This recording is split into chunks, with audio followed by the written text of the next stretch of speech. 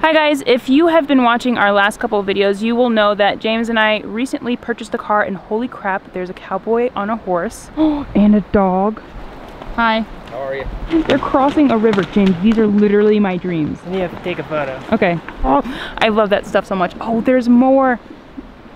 Those horses are crossing the river. I literally, as a little kid, I would dream about freaking... Gosh, I need cool friends like that. And what I need to do is not intro this video and make friends with those humans because they are just the coolest. Okay, so this video is going to be a little bit different. You guys know that we recently bought a car and we want to take you on that journey, but first we want to explore and freaking become one of the horses crossing the river in a minute or two. Once I decompress from the freaking site that I just saw, we will tell you the price breakdown and everything that we spent. James, gosh, I want to be them. Go get them. Did you see the dog cross? Yeah. I want that.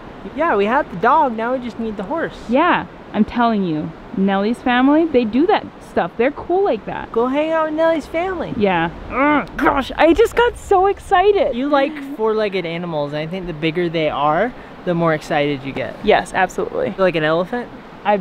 Every day. Be an elephant cowboy! Yeah.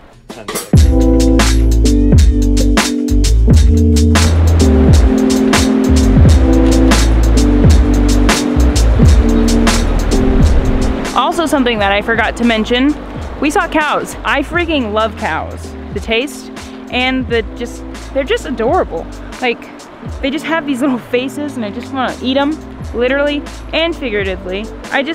Cows are the cutest. Dude, I'm telling you, I'm gonna have freaking cows one day.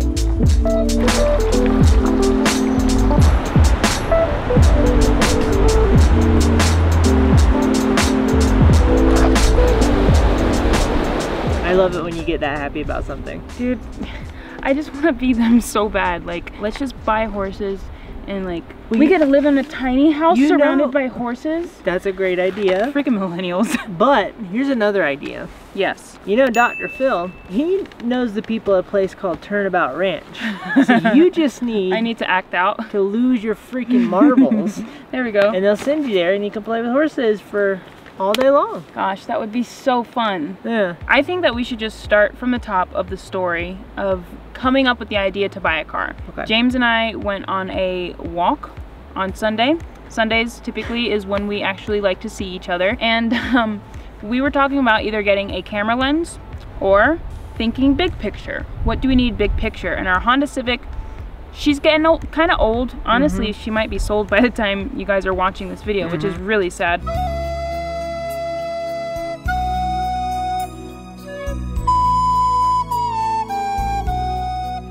You should see The Office. Adulting 1 today, Cooper. We lost. Long story short, we decided to get a car that we could sleep in. Yes. We wanted something that was big enough to be sleepable, but small enough to be easily maneuverable. Yeah. But if we did have $75,000 laying around, we might have gotten a van. Yeah, we might have gotten like a decked out camper van, but we had a budget of $11,000 at the most, $12,000 at the worst. James and I don't like to buy anything with credit, so we really just had to use the money that we had, which sounds like a major flex, like, yeah, we have all this money in our account, but guys, we cook at home and we save our money to do responsible adult things like buy a car to live in and be a millennial and not have a home. We knew what our budget was, we knew what we wanted, and from my experience in the past, buying cars that are a salvage title or a rebuilt title, that is dramatically less expensive than buying a new car or even like a refurbished used car. Hi, nature neighbors. It's less expensive to do that because the car has been in an accident. You just have to know the T's and I's that you need to dot and cross. It's a little bit complex in the middle of the process. Yeah. But we put our minds together. Yeah, we figured it out. Yeah, we put our minds together pretty good. It's like that episode of SpongeBob where he lifts the shirt up and there's a heart connecting them. Have you ever seen that one? I think I know what you're talking about. Yeah. We're like brothers, only closer. One of the things that had to happen because we bought the car in the condition that it was in was we had to fix up a lot of things. The front right region of the vehicle Looked like crap. was in a collision, so we had to make some replacements there.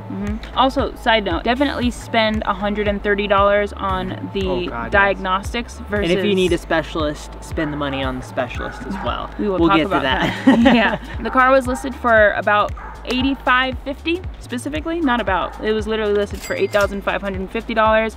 After doing some research and learning the art of negotiation, we managed to talk him down in price to $7,200. Obviously, you have taxes and dealership fees or whatever. So the car itself totaled out to be $7,900. Yeah, also, the mileage was tremendous. 29,000 miles? 29,000 miles, which basically new. I was okay with getting a bit of an older car, and part of that was just aesthetic. Like if we got a really interesting looking, yeah, come on. James likes cars with character, and I like cars that run.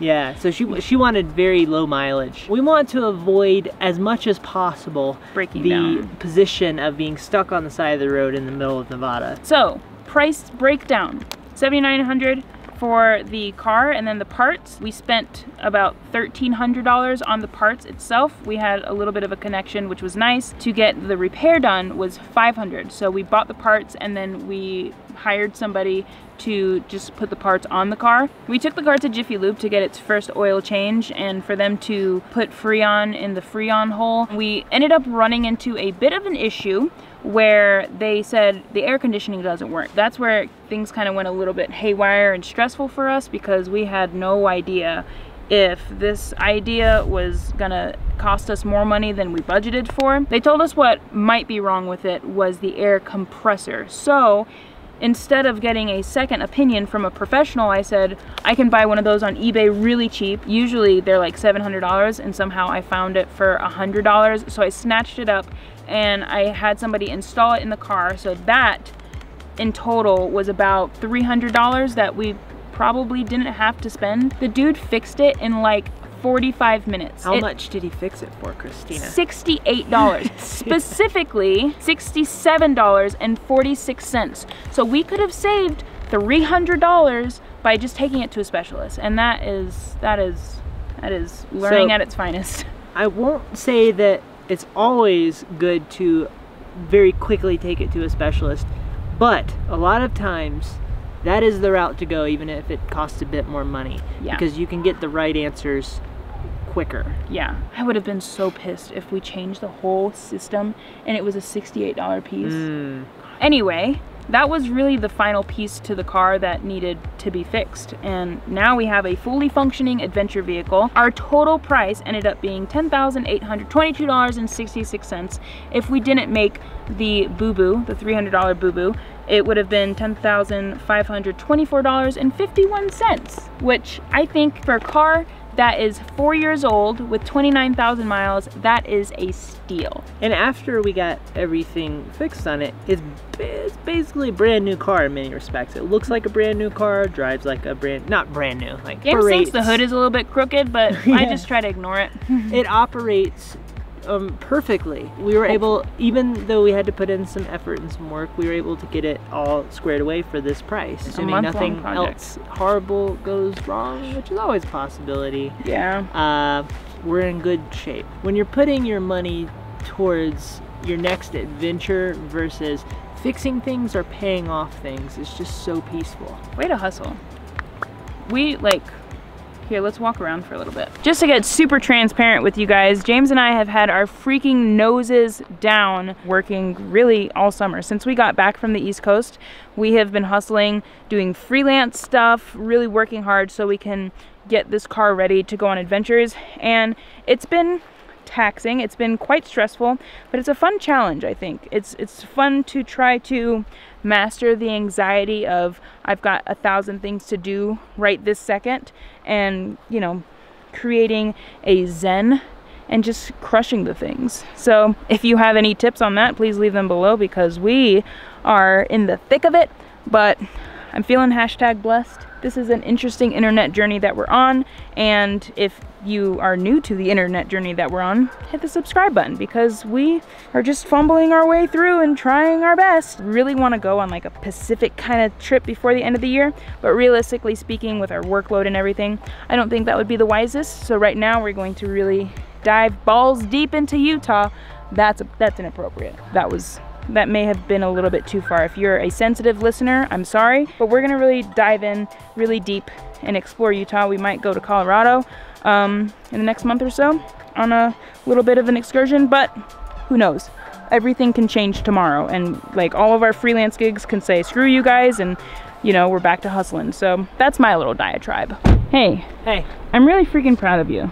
Why are you proud of me? What did I do? Because you've been freaking crushing it with photography projects, and you've been helping me out with freelance stuff, and we're making a good creative sweatshop. Yeah, I want to get us to a better place every day. I want to do the work, but also enjoy the work. It's cool because I've been enjoying the work. Yeah. And you know, that's something that we worked hard to get to. Yeah. It's exciting and fulfilling, even though every day is a challenge, you know, but it's like a good challenge. They're bad challenges. They're like waste of time challenges. There are challenges where you're like, this challenge is not the challenge I would like to be challenging myself with today. And then there are challenges where you're like, this is a fulfilling mountain to climb. I hope you found this video helpful.